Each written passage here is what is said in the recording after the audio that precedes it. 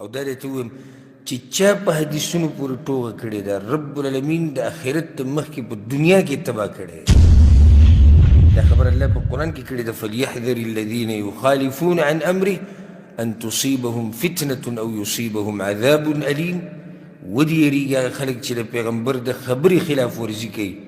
یا به پې سخت عذاب راځي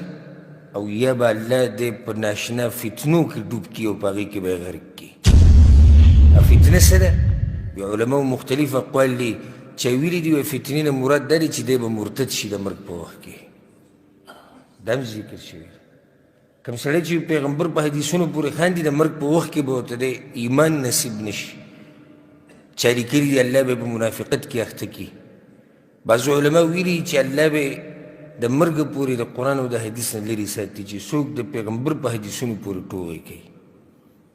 او زه درته یو واقعه بیان کړم چې ما په خپلو سترګو لیدلې ده او دلته موږ سره ملګري شته چې په هغې باندې ګواهان دي او زموږ والد صاحب پې ګواه دی محترم عنایت الرحمن صاحب پې ګواه دی دوی په ټیم په مجلس کې ناست او یو نام نهاد مولا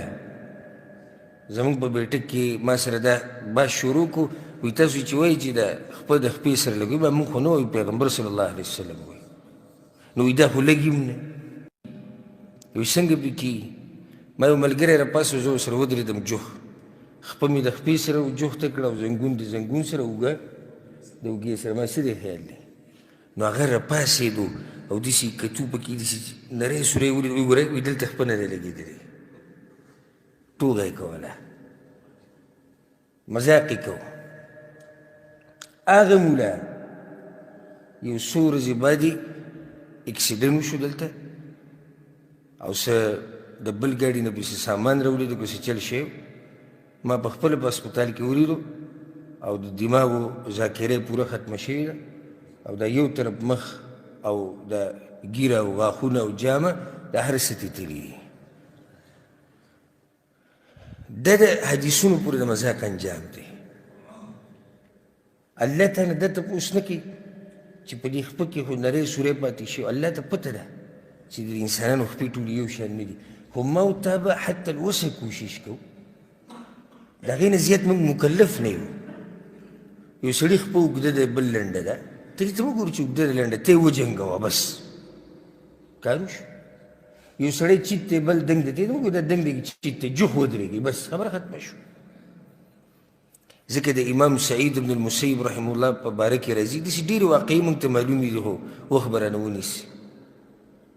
هغه یو پیر جومات کې ناست نو اذان وشو مسجد نبوي کې ناست اذان وشو نو اذان نه بعد یو سړی درې جومات نه وتو تو هغه ورته یې مه ځه د جومات نه وته د اذان نه بعد بغیر عذره دا نه دي روا او دا د پیغمبر صلی الله علیه وسلم د حدیثونو خلاف ورزي ده مه ځه هغه یې ما ته ملګري ولاړ دي موږ ځو حج له ما ته ملګري ولاړ دي موږ څه له ځو حج له ټوغه یې نه ده کړې مذاق یې نه دی کړی حدیث پورې دی نه دي ویلي چې زما مذهب جدا دی او ستاسو جدا دی یا زمونږ امام نه دي ویلي ستاسو نه نه نه وایي ما ته ملګري ولاړ دي زه حج له ځم هغو ته یې مه ځه ګوره پیغمبر ویلي چې مه وځئ او لاړ چې لاړ بس بیا شور او غوغا جوړه د لمانځه نه بعد خلک جومات نه راووتو امام سعید بن المسیب رحمه الله هم راووتو وایي څه چل سړی وایي د اوښ نه راولېدلی ده دواړه خپې ماتې شوي ګوره دې سړي ګوره مذاق نه دی کړی حدیثونو پورې دې سړي مذهب نه دی جدا کړی دا اهم خبره یې د ساتئ دې سړي خپل مولا او خپل ملک او خپل قوم نه دی جدا کړی خو داسې دومره وایي چې زه ځم حج له هغه ورته نه بس دا مونځ وکړو بیا څه کوې کوم جومات کې چې اذان وشي ها بعض عذرونه مقبول دي د هغې نه علاوه کوم حالات چې دي نو په هغې کې بیا وطني دي په کره لاړ ووتو د اوښو نه راولې دواړه خپې ماتې شو په دې حدیثونو پورې ټوغې کول چې دا خو یو سړی دنګ یو غټه یو چاخ په وړي ستا دې سره څه کار دی لا یکلف الله نفسا الا وسعها فاتقوا الله ما استطعتم دومره د الله نه ویرېږي څومره م طاقت وي اوس الله وایي په قرآن کې ویلي اودس کې به لاسونه وینځئ د ګوتو د دې سرونه د کوم ځای پورې سنګلو پورې دا حکم د چا دی؟ د الله دی. نو اوس موږ داسې ووایو دا څنګه کېدی شي؟ نو بعض خلک خو داسې دي چې د هغوی لاسونه پرې شوي دي او بعض خو داسې دي چې پیدایشي لاس نشتي. دا خو ټول کول دي چې پیدایشي لاس نشتي دا مسله پې نشتي او چې لاس لنډ دی کټ شوی دی به دومره دې وینځي څومره چې دی. خبره ختمه شوه. الله دې تپوس نه کوي نور او الله دې څنګه تپوس وکړي او د هغه طاقت د هغې نشتی. ته خپه د خپې سره میلاو که،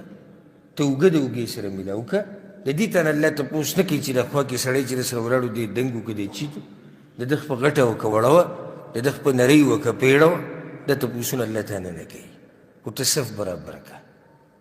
د فایدې د ساتي چېرته د پیغمبر صلی الله علیه وسلم په طریقو پورې ګوره مذاق ونه کېږي. نه الله به دله دنیا هم غرقه کړي او آخرت به دله هم غرق کړي او ذلیل او رسوا به شي. بیا یو سړی د پیغمبر په طریقه عمل نه کوي دا یو ګناه ده او خپله کمزورتیا ګڼي. لکه اوس د عربو کې دا عادت دی، اوس یو عربی ولاړ له صف صحیح نه دی جوړ کړی، ته ورته نصیحت وکړه مانځه نه بعد وایي دا صف دې صحیح نو دی به تا ته مننه شکریه دعا به له وغواړي او چې دا زموږ کمزورتیا ده. و دې په دې خبره عمل نه کوي ګناهګار دی. خو یو سړی په دې خبره عمل نه کوي ټوغي او چې بیا دې ته دا ووایي چې مذهب جدا دی او زموږ مولیان جدا دي او زموږ کتابونه جدا دي غټه